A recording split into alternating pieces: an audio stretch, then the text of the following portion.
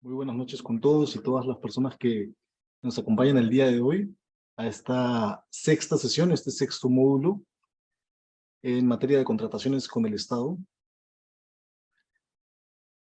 Veo que se siguen sumando los participantes, eso es muy bueno. Vamos a otorgar un par de minutos nada más para que puedan unirse la mayoría de personas. Mientras tanto, me presento brevemente. Mi nombre es Luis Arteaga. Perdón, estoy un poco disfónico. Eh, Luis Arteaga, soy abogado, especialista en contrataciones con el Estado y magíster en Gobierno y Gestión Pública. Actualmente me desempeño como especialista en la Dirección Técnico-Normativa del Organismo Supervisor de las Contrataciones del Estado. La dirección que tiene a su cargo la emisión de opiniones que analiza e interpreta la normativa de contrataciones del Estado para su correcta interpretación y aplicación. Muy bien, el día de hoy vamos a desarrollar lo relativo a ejecución de obras públicas. Bien, dentro de este espacio de 2 horas y media vamos a desarrollar los puntos más relevantes de esta figura y las disposiciones normativas que le conciernen. Muy bien, eh, sé que seguramente habrá muchas preguntas. La normativa ha venido cambiando en el tiempo.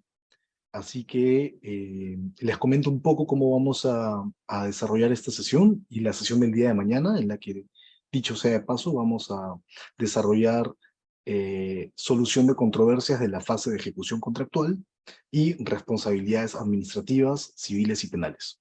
Pero el día de hoy nos concentramos en obras públicas. Así que durante una primera parte voy a exponer el material, las diapositivas que pueden ver en sus pantallas. Vamos a hacer una pequeña pausa para tomar un poco de agua de unos 5 minutos y regresamos alrededor de las 8:30 más o menos, 8:45, con la siguiente mitad. Vamos a hacer un espacio de unos 30 a 20 minutos dependiendo de cómo hayamos avanzado para que puedan realizar sus consultas. De todos modos, si las hubiera, por favor, levantan la mano por el Zoom, que yo voy a estar atento y les cederé el uso de la palabra. Muy bien. Como les dije, el día de hoy vamos a abordar el tema de obras públicas, ¿no? Y este es un tema muy importante, eh, ya que a través de la obra pública, las entidades pueden prestar un mejor servicio a la ciudadanía y alcanzar una finalidad pública, ¿no? No es un secreto que en el Perú necesitamos de estas obras para contar con mejores hospitales, para contar con mejores escuelas, colegios, em, y también vías, ¿no? Mejores carreteras para poder circular en todo el territorio nacional. Y muchas de estas obras, muchos de estos proyectos se desarrollan bajo las disposiciones de la normativa de contrataciones del Estado. Em, es importante saber que actualmente contamos con un régimen general que es el compuesto por la normativa de contrataciones del Estado. Sin embargo, existen otros regímenes especiales de contratación bajo los cuales ciertas entidades pueden ejecutar obra pública, ¿ok? En esta oportunidad vamos a desarrollar las disposiciones concernientes a obra pública que regula la normativa de contrataciones del Estado, es decir, el régimen general de contrataciones. Y en ese contexto debemos partir por preguntarnos qué entendemos por una obra pública, ¿no? Y como estamos viendo en esta primera diapositiva, eh, tenemos algunas imágenes de proyectos en ejecución, ¿ok? Por ejemplo, vemos hacia el lado derecho un colegio, al lado izquierdo vemos un hospital, una carretera, un puente, y en el medio personas trabajando para construir y culminar estas obras, ¿no? Y es importante que estas obras se realicen de manera oportuna y eficiente. Esto para poder brindar el mejor servicio a la ciudadanía, el servicio de salud pública, el servicio de educación pública, el servicio de transporte público. Em, y muchas veces es importante mencionar esto, muchas veces confundimos em, eficiencia con menor costo, ¿no? Perdón. Y es importante destacar que la normativa de contrataciones del Estado busca que se puedan optimizar los recursos públicos para ejecutar los proyectos públicos, en este caso las obras públicas. Eh, no siempre lo más barato es lo más conveniente para el Estado. A veces, como en estos casos, los proyectos son millonarios em, porque realmente tienen un impacto muy importante en la sociedad. Se invierten recursos públicos según la envergadura de la obra, la complejidad de la obra. eh, y, y es importante por eso es saber cómo es que se invierten estos recursos, exactamente qué constituye una obra para saber diferenciarla de otros proyectos que también son importantes, otros proyectos públicos del Estado. Por ejemplo, en el despacho, siempre hay la duda de cómo hago para diferenciar si es que lo que estoy ejecutando es una obra pública o es un servicio evidentemente altamente especializado, ¿no? Como por ejemplo el saneamiento periódico vial, saneamiento rutinario sobre las vías. Eh, Aparentemente es una obra, sería una obra, pero hay ciertas características que permiten que determinemos que estamos frente a una obra pública. Entonces, es importante no dejarnos llevar tal vez por la imagen, sino también por ciertos elementos que la propia ley de contrataciones del Estado, y en este caso su reglamento, le atribuyen al concepto de obra. Vamos a verlo a continuación. De acuerdo al anexo de definiciones del reglamento, por obra entendemos la construcción, reconstrucción, remodelación, mejoramiento, demolición, renovación, ampliación y habilitación de bienes inmuebles. Voy a hacer un alto en este punto. Esto quiere decir que la normativa de contrataciones del Estado le atribuye el concepto de obra a cualquiera de estas actividades. Puede ser una construcción, una reconstrucción, una remodelación, un mejoramiento, una demolición, una renovación o una ampliación o una habilitación, ¿no? Muchas veces en los contratos vemos distintas denominaciones, ¿no?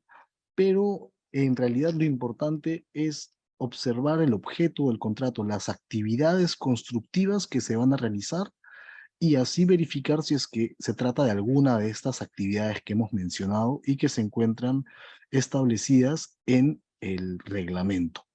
Muy bien, ese sería un primer elemento a tomar en cuenta. ¿Cuál es la actividad constructiva que se va a realizar? Evidentemente, se tratará de un conjunto de actividades constructivas. Y este conjunto de actividades constructivas y de servicios incluso, porque hay que decirlo, la obra, este proyecto, implica no solamente ejecutar una actividad constructiva, sino muchas veces también prestar un servicio e instalar un bien, ¿no? Eh, es así que nosotros tenemos que identificar cuándo nos estamos refiriendo a un contrato de obra pública. Me parece que hay una intervención. Julio César levantó la mano. Estimado, te voy a ceder el uso de la palabra. Magíster, buenas ¿Cómo noches y estás? público presente, Buenas buenas noches. noches. ¿Cómo estás, Magíster, estimado? Buenas noches. disculpe, quizás antes de profundizar en lo que es ejecución de obras, quisiera hacer una pequeña consulta. Sí, Eh, dígame. una consulta. ¿El comité de selección tiene que cumplir los mismos requisitos, como decir, la experiencia, para poder evaluar las bases de un proceso de selección? Como por ejemplo, digamos, si el comité de selección ha sido contratado con 2 años de experiencias en carreteras y también el TDR para la ejecución de obras piden 3 años, digamos, de experiencia como para el residente en ejecución de obras. Ahí tienen que tener la misma, como decir, la misma experiencia para poder quizás el comité evaluar o no. Esa sería mi consulta, Magíster. Muchas gracias, estimado Julio. Solamente una consulta para entenderte mejor. ¿Estamos hablando de un procedimiento de selección que tiene por objeto obra pública? ¿O cuál sería el objeto del procedimiento de selección? Sí, justamente como decir, de una licitación pública. Ya, pero de obra pública. Sí, obra pública. Perfecto. Listo, estimado. Ahora sí.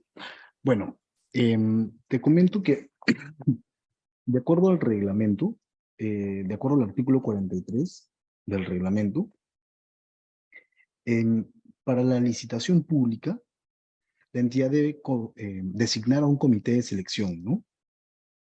Eh, y, y en este caso, se requiere que el comité de selección esté integrado por 3 miembros, de los cuales uno, como mínimo, pertenece al OEC, y otro debe tener conocimiento técnico en el objeto de la contratación.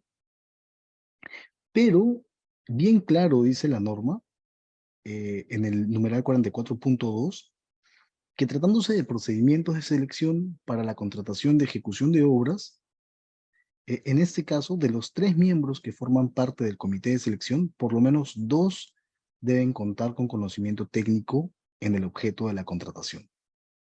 ¿Ok? En este caso, estimado, te diría que, de acuerdo a la normativa, tratándose de obras, 2 de estos integrantes del comité de selección necesitan tener conocimientos técnicos sobre el objeto a contratar, en este caso, obras. Ahora, tú me podrás decir, pero ¿qué pasa cuando en la entidad no hay, ¿no?, suficientes especialistas? De repente la entidad no cuenta con el especialista que tiene los conocimientos estrictamente necesarios para la materia. Bueno, en ese caso, la misma normativa también permite que la entidad contrate a especialistas independientes para que conformen el comité de selección.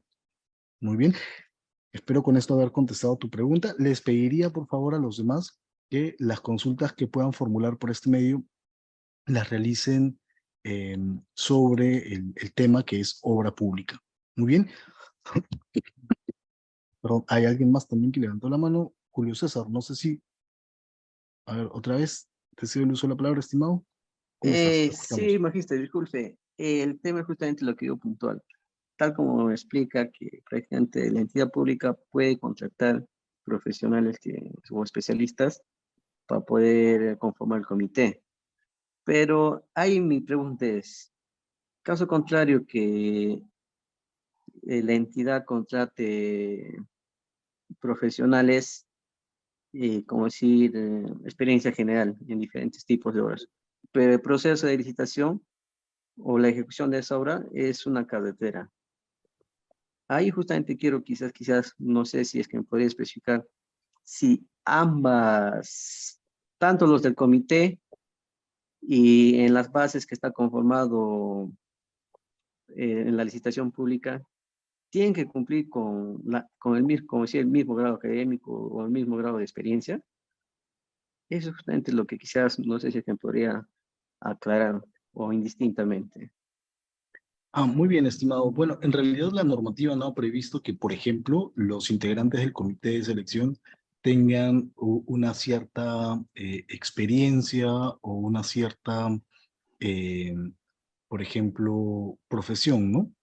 Porque es sabido que cuando se trata de una obra pública, em, quienes están a cargo por el lado de la supervisión, por el lado también del ejecutor de obras, hablamos del residente, por ejemplo, o de la supervisión, son profesionales que podrían ser o bien ingenieros o bien arquitectos. En el caso de la disposición normativa que se refiere a que el comité de selección deba estar conformado por especialistas en la materia, la norma no precisa que deban contar con un mínimo de experiencia, porque esto, o de repente perdón, de grado académico, porque eso lo tiene que definir la propia entidad.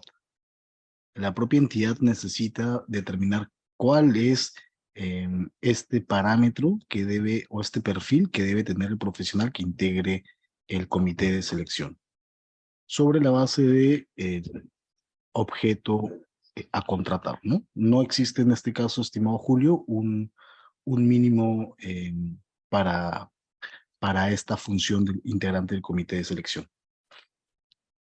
Muy bien, espero haber contestado tu consulta. No sé, ¿todavía tienes la mano levantada? Ok, muchísimas gracias, estimado. Perfecto. Bueno, vamos a continuar entonces. Les decía que dentro de un proyecto de obra pública, pueden verificarse distintas actividades constructivas, ¿no? E incluso también la prestación de servicios, ¿no? Como por ejemplo los servicios especializados de un supervisor de obra, ¿no? Que estamos hablando de una consultoría, por ejemplo. Y también bienes, ¿no? Porque se adquieren bienes como los materiales, por ejemplo, que son importantes para poder ejecutar las partidas de la obra. Vamos a imaginarnos que se está construyendo, se está edificando un edificio y este edificio requiere la instalación de un ascensor. El ascensor se tiene que comprar, es un equipo y constituye evidentemente un bien también, ¿no? Entonces vemos cómo el proyecto de obra en sí puede involucrar distintas prestaciones que son de distinta naturaleza. Y por esto es importante tener claro cuál es el objeto cuál es el objeto del contrato que se está ejecutando. Muy bien, y para eso siempre debemos tener en cuenta lo que indica el reglamento. Muy bien. Otro elemento que debemos tomar en cuenta, aparte de las actividades constructivas, es que estas se realizan sobre bienes inmuebles. Ahora, dentro de los bienes inmuebles, la definición del anexo de definiciones nos menciona a las edificaciones, a las estructuras, excavaciones, perforaciones, carreteras, puentes, entre otros. Muy bien, entonces vemos que hay un segundo grupo, aparte de las actividades, al cual vamos a denominar bienes inmuebles, sobre los cuales se van a realizar estas actividades constructivas que hemos mencionado anteriormente. Otro elemento que debemos verificar para tener certeza de que estamos hablando de una obra pública es que este proyecto necesita dirección técnica. Perfecto. Entonces, ¿qué quiere decir dirección técnica? Necesita que se cuente con un jefe de proyecto, ¿no? En el caso de la obra, por ejemplo, en el caso del ejecutor de la obra, vemos que participa un residente de obra, ¿no es cierto? Y este residente de obra pues tiene una función muy importante porque es el que realiza esta dirección técnica y evidentemente la entidad supervisa los trabajos de obra a través del supervisor o en este caso el inspector de obra.